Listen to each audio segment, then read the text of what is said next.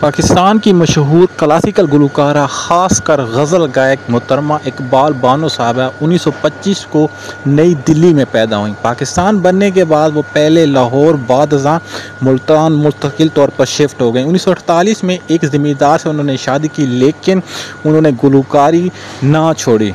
Pile میں گیت ہیں چھم چھم کے، یہ مشہور پاکستانی فلمی گانا اقبال بانو صاحبہ نے گایا تھا جو بے حد مقبول ہوا۔ 1950 کی دہائی میں پاکستان فلم انڈسٹری کی ایک پلے بیک گلوکارہ کے طور پر انہوں نے اپنی پہچان مضبوط کر لی۔